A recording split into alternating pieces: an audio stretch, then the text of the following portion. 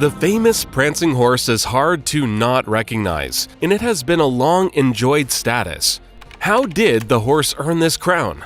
And what does the future hold for it?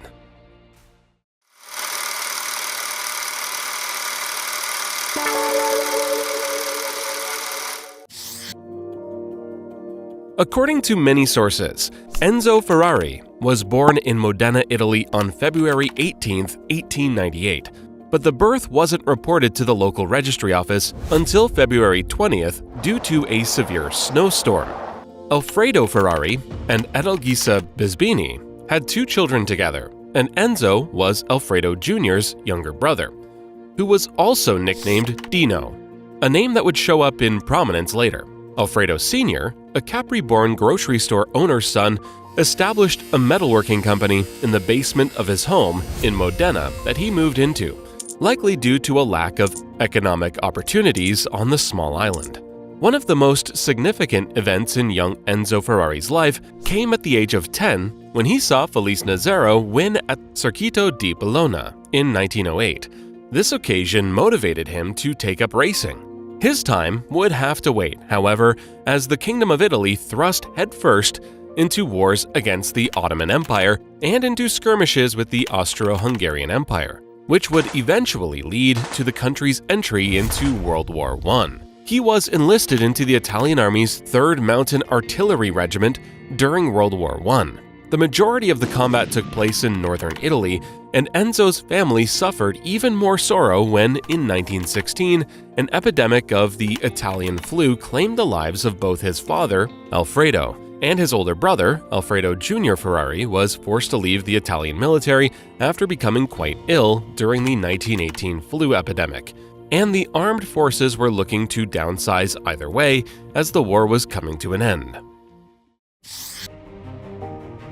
The family business collapsed, and Enzo took to looking for jobs in the car industry following his recovery.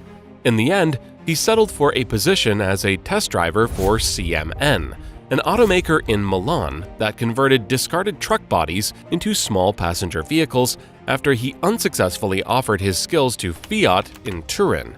Nevertheless, his competitive debut came in the 1919 Parma Poglio di Berceto hill climb race, where he finished 4th. He competed in the famous Targa Florio race in November 23rd of that same year, but was forced to withdraw after his car's fuel tank began to leak. He still finished 9th, which was considered a significant achievement at the time owing to the sheer number of cars that suffer mechanical failures, along with testing the limits of driver endurance. This experience quickly led him to land a job in respected Italian carmaker Alfa Romeo's Embrace. Ferrari won his maiden Grand Prix at the Savio Circuit in Ravenna in 1923. His best season was in 1924 when he won 3 races, including the Coppa Acerbo in Pescara Ravenna and Polesine. He was a well-known name in the Italian motorsport circuits by this time, and it coincided with a desire to take on managerial aspects of racing, which would lead him to the next stage. In 1932, Ferrari chose to retire and devote his attention to managing and developing the factory, Alfa Race Cars. He eventually assembled a race team of superstar drivers, including Giuseppe Campari and Tazio Nuvolari. The decision was spurred on by the birth of his son Alfredo, who was named after his late older brother and even shared his nickname, Dino. This team, Scuderia Ferrari, served as Alfa Romeo's racing section. The Alfa Romeo P3 and the team's outstanding drivers, like Nuvolari, helped the team achieve great success. During this time, the prancing horse logo started to appear on his team's vehicles. Francesco Baracca, an Italian fighter pilot, had designed and worn the symbol.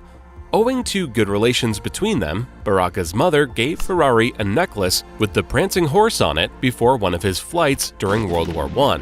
In 1918, an Austrian plane shot down and killed Baracca. Ferrari utilized the prancing horse to design the emblem that would become the renowned Ferrari Shield, in honor of his death while serving.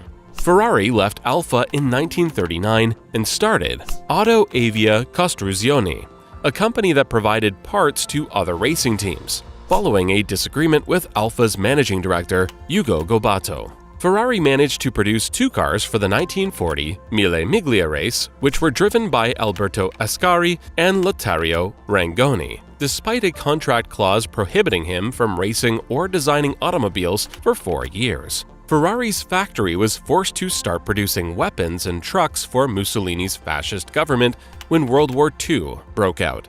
After the factory was bombed by the US Air Force, Ferrari moved from Modena to Maranello. He then decided to start producing automobiles after the war, which led to him establishing Ferrari SPA in 1947. Enzo made the choice to compete against the dominant Alfa Romeos and lead his own team. The team made its open-wheel debut in Turin in 1948, and its first victory came in Lago di Garda later that same year. The 1949 24 Hours of Le Mans saw the Ferrari 166mm driven by Luigi Chinetti and Peter Mitchell-Thomas win the first significant victory. The motorsport victories would rack up, but Enzo Ferrari's single-minded focus on racing prevented the company from making significant profits, and the first Ferrari produced for the consumer market only came in 1958 with the Ferrari 250 GT, a V12-powered Grand Tourer. Controversies associated with racing continued to pile up. Ferrari had an autocratic management style and was known for pitting drivers against one another to try to boost their performance.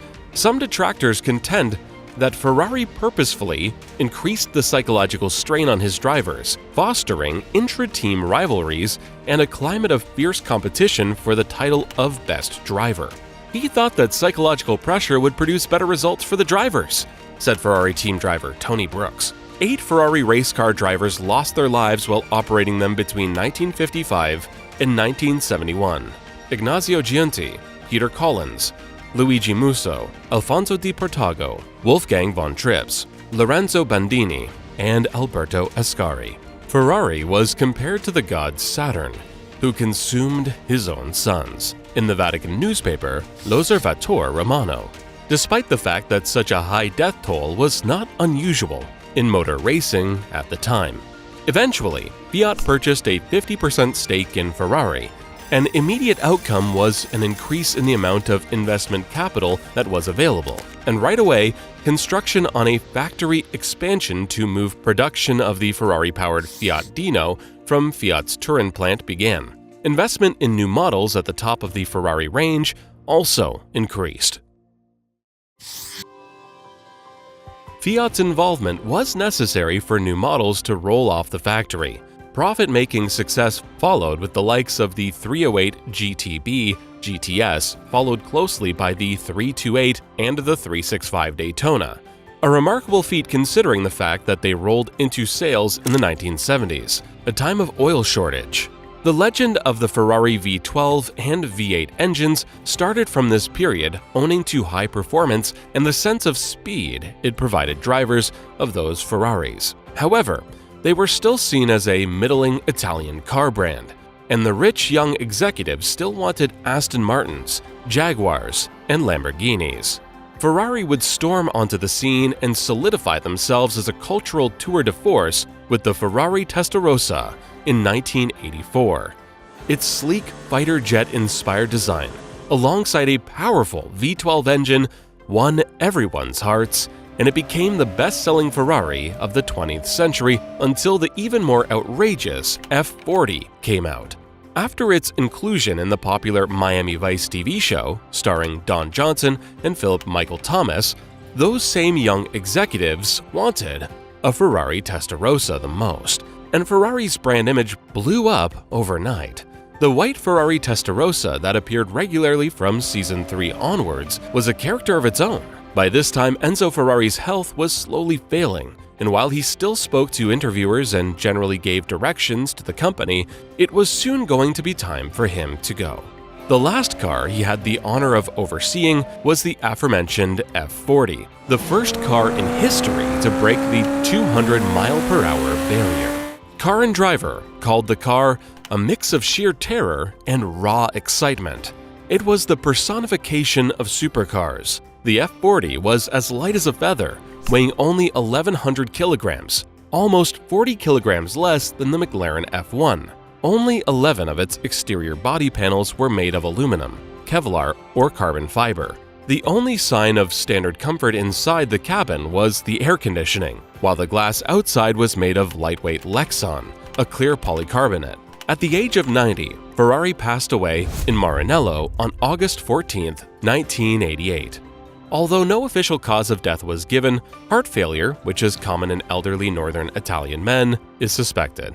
He could not have asked for a better send-off, and it was one that coincided with watching the arrival of the ultimate driving machine was beyond his wildest dreams. The 90s would continue to see excellent Ferrari driving machines, such as the Ferrari F50, the 355, and the 575.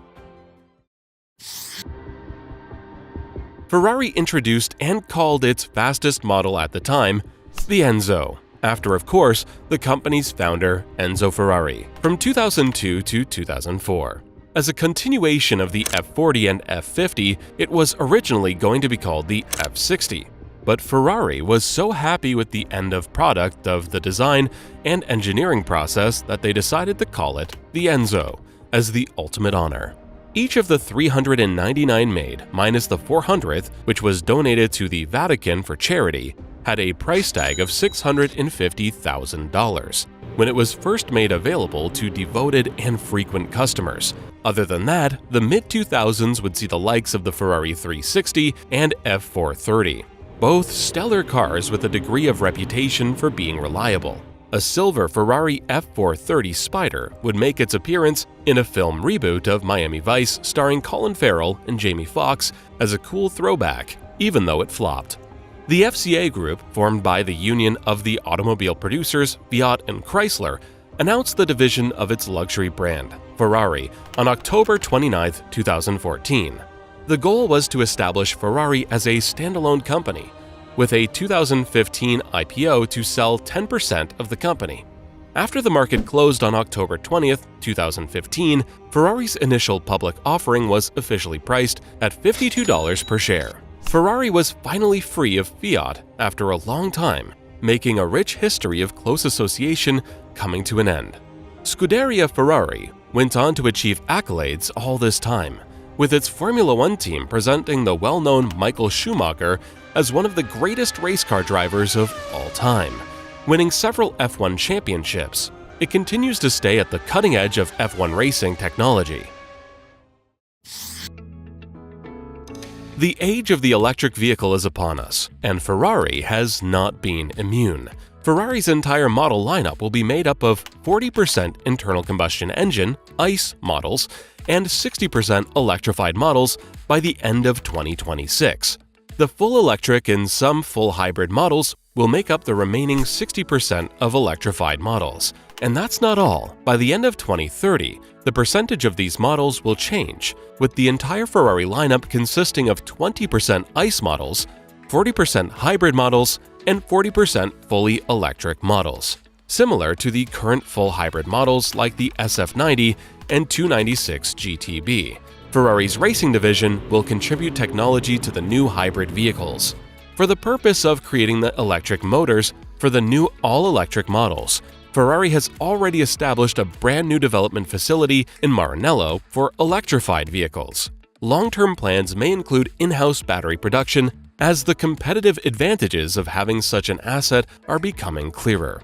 Finally, in September 2022, Ferrari will finally reveal the eagerly anticipated Purosangue, its first-ever SUV. A Ferrari SUV may seem out of place, but Lamborghini, a close rival, proved it could work with the Urus. Throughout the life of Purosangue, Ferrari has capped the shipments at 20% of its total production volume. Ferrari registered a valuation of $30 billion in March of 2020. The future forward is secure and bright for Enzo Ferrari's legacy to dominate another 100 years. Had you already heard of Ferrari's journey? And are there any other details that you would like to add to this video? Share it in the comments. And if you'd like to see more inspiring business videos, then make sure to check out our channel.